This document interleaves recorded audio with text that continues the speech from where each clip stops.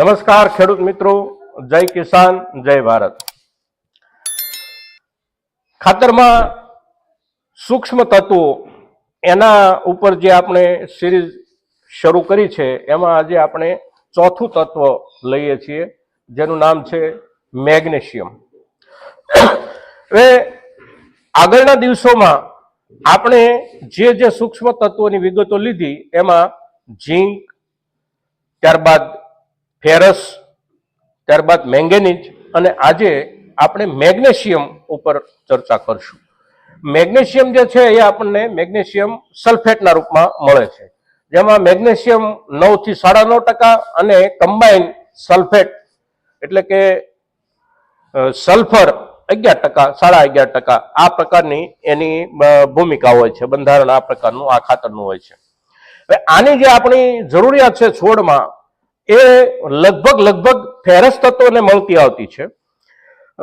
છોડ આપણો જે છે એ સૂર્યપ્રકાશ મારફત પ્રકાશ સંશ્લેષણની ક્રિયાથી પોતાનો જે વિકાસ સાધે છે, પોતાનો જે ખોરાક બનાવે છે, એમાં અગત્યની ભૂમિકા આ તત્વોની પણ છે। હવે ક્લોરોફિલ એટલે કે પ્રકાશ સંશ્લેષણની જે ક્રિયા પ્રક્રિયા છે એનાથી જ છોડની અંદર શર્કરા એટલે કે કાર્બોહાઈડ્રેટ, સ્ટાર્ચ અને ચરબી આનું નિર્માણ થતું હોય છે અને સ્થળાંતર થતું હોય છે છોડમાં। અને છોડમાં જ્યાં જ્યાં જરૂરિયાત હોય ત્યાં છોડ પોતાની રીતે એક આંતરિક સ્થળાંતર આ દરેક તત્વોનું કરતો હોય છે અને એ પ્રક્રિયામાં આની બહુ અગત્યની ભૂમિકા હોય છે મેગ્નેશિયમ સલ્ફેટની। હવે મેગ્નેશિયમ જે છે મેગ્નેશિયમ સલ્ફેટના રૂપમાં જે આપણને મળે છે એ આપણે છોડને આપવાનું કેવી રીતે છે, તો ગઈકાલે પણ આપણે ચર્ચા કરી હતી કે કેટલાક સૂક્ષ્મ તત્વો એવા છે કે જેને માટીમાં આપણે આપીએ, પાયાના ખાતરોની સાથે જ્યારે આપણે આપીએ ત્યારે એ વધારે કામ કરતા હોય છે। કેટલાકને બીજા સ્વરૂપમાં એટલે કે છંટકાવના સ્વરૂપમાં કે એવા તેવા સ્વરૂપથી આપણે આપીએ કે ડ્રીપ મારફત પાણીમાં આપીએ તો એનાથી એનો વધારે લાભ થતો હોય છે। હવે આ જે તત્વો છે એમાં પણ આ એક મુદ્દો ધ્યાનમાં રાખવા જેવો છે કે એને કેવી રીતે આપવાનું છે। આ જે ખાતર છે મેગ્નેશિયમ સલ્ફેટ આપણને જે બજારમાં મળે છે એ વોટર સોલ્યુબલ છે એટલે કે પાણીમાં ઓગળી જાય છે। પાણીમાં ઓગળી જતું હોવાના કારણે એને પાણીની સાથે આપણે આપી શકીએ છીએ। જેમ કે ડ્રીપ ઇરિગેશનથી આપણે પિયત આપતા હોઈએ તો એને એ રીતે આપી શકીએ છીએ। તદ ઉપરાંત જ્યારે જમીનની સપાટી ભેજવાળી હોય અને આપણે યુરિયા આપતા હોઈએ ત્યારે યુરિયાની સાથે સંમિશ્રણ કરીને પણ આ ખાતર આપણે આપી શકીએ છીએ। ત્યારબાદ એનો ત્રીજો જે વિકલ્પ છે એ છે પંપ દ્વારા છંટકાવ કરીને આપવું।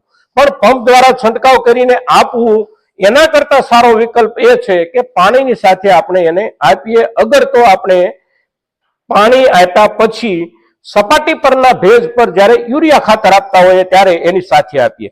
હવે એને ક્યારે આપવાનું છે, છોડની કઈ અવસ્થાએ આપવાનું છે, આ મુદ્દો એ પણ એના જ જેટલો અગત્યનો છે।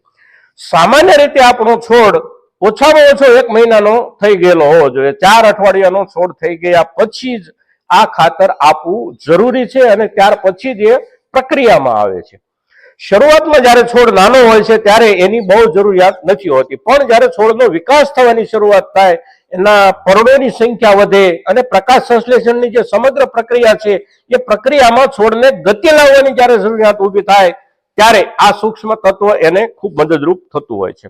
હવે આ જે સૂક્ષ્મ તત્વ આપણે આપીએ છીએ અને આપણે આપવાનું છે એની ટકાઉ શક્તિ કેટલી, એ કેટલા દિવસ સુધી સક્રિય રહી શકે છે, કેટલા દિવસ સુધી મહત્તમ સક્રિય રહી શકે છે, તો એની ટકાઉ શક્તિ છે બહુ લાંબી નથી।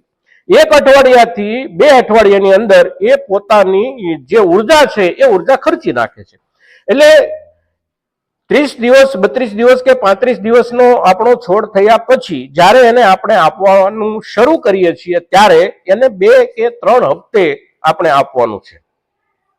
અઠવાડિયા 10 દિવસ, અઠવાડિયા 10 દિવસના અંતરે 2 વખત આપી શકીએ તો સારું, 3 વખત આપી શકીએ તો એનાથી પણ સારું। અને એનાથી જે ફાયદાઓ થવાના છે એ ફાયદાઓમાં જે પ્રક્રિયા પ્રકાશ સંશ્લેષણની છે એ ઝડપી બને છે, મજબૂત બને છે અને એનું પરિણામ વનસ્પતિ પર બેસતું હોવાના કારણે છોડના પર્ણોમાં જે પીળાશ રહી જાય, છોડના પર્ણો જે દુબળા દેખાય, એમાં આપણને કોઈ પણ પ્રકારની કુણીપ ન જોવા મળે. દાખલા તરીકે આપણા કપાસના છોડમાં જે આપણને ખૂબ પ્રમાણમાં રાતડ જોવા મળે છે, જેને આપણે રાતડ કહીએ છીએ, પાંદડું આપણું લાલ થઈ જાય, એ રાતડની જે પ્રક્રિયા ઝડપથી કામ કરવા માંડે છે, એને અટકાવવાનું કામ આ ખાતરથી થશે. અને સમયસર અને વ્યવસ્થિત જો આ ખાતરનો આપણે પ્રયોગ કર્યો છે, એની સાથે સાથે ફેરસનો પણ વ્યવસ્થિત આપણે પ્રયોગ કર્યો છે, તો રાતડ આવવાથી આપણો કપાસ પણ બચી જઈ શકે છે મિત્રો. એટલે આ જે ખાતર છે એ ખાતરને આપણે ક્યારે આપવાનું છે, કેવી રીતે આપવાનું છે, એની આપણે ચર્ચા કરી છે. હવે આ આપણું ચોથું સૂક્ષ્મ પોષક તત્વ આજે આપણે લીધું છે.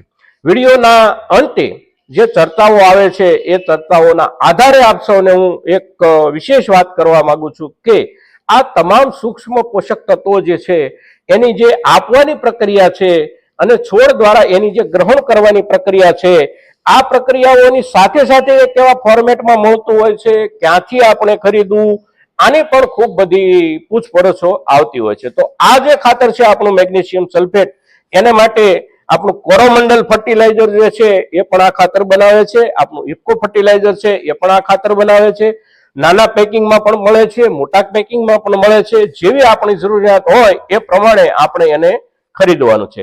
હવે બજારમાંથી મળે છે એની જે ઉપલબ્ધિ છે એ સહેલાઈથી આપણને બજારમાંથી મળી રહેતું હોય તો ઠીક છે, અથવા તો આપણને બજારમાંથી નથી મળતું તો ઇફકો બજાર જે એક ઓનલાઈન માર્કેટિંગ પદ્ધતિ આખી ઇફકોએ વિકસાવેલી છે, એના ઉપરથી પણ આપણે આ ખાતરની ખરીદી કરી શકીએ છીએ. પણ એમાં એક પ્રોબ્લેમ એ છે કે ઇફકો બજાર પરથી ખરીદેલું ખાતર ડિલિવરીમાં ઘણી વખત ક્યારેક આપણને અઠવાડિયું 10 કે 15 દિવસ સુધીનો સમય લાગે છે.